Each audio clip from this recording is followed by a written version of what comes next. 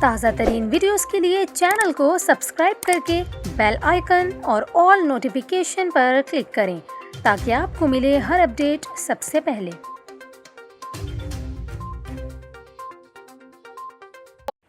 اور ابھی آپ کو بتائیں، سندھ میں طوفانی بارشوں نے تباہی مچا دی۔ چھتیں، دیواریں گرنے اور دیگر حادثات میں 30 افراد جاں بحق اور درجنوں زخمی ہو گئے۔ لوگ گھروں تک محصور، جبکہ گلی محلے اور بازار پانی میں ڈوبے ہوئے ہیں۔ لاڑکانہ میں مختلف حادثات میں ماں بیٹی سمیت 7 افراد زندگی کی بازی ہار گئے۔ ٹنڈو محمد خان میں 4 فٹ پانی جمع ہے، ایک بچی پانی میں ڈوب کر جاں بحق ہو گئی۔ اسی طرح شکارپور، کندکوٹ اور سانگھڑ میں بھی نشیبی علاقے جوہڑ کا منظر پیش کر رہے ہیں۔ شکارپور میں گھنٹہ گھر چوک سے اسٹیشن تک کشتیاں چلنے لگی، جس کا کرایہ 50 روپے مقرر کیا گیا ہے۔ سکھر میں بھی بارش کا پانی ہسپتال میں داخل ہو گیا۔ سڑکوں پر کشتی کے ذریعے لوگوں کی مدد کی جا رہی ہے۔ دوسری جانب محکمہ موسمیات نے ملک بھر میں مزید بارشوں کی پیشگوئی کی ہے۔ بارشوں کا نیا سلسلہ 23 اگست سے سندھ میں داخل ہوگا، جبکہ میٹ آفس کا یہ کہنا ہے کہ ہوا کا کم دباؤ سندھ میں 23 اگست کو داخل ہونے کا امکان ہے۔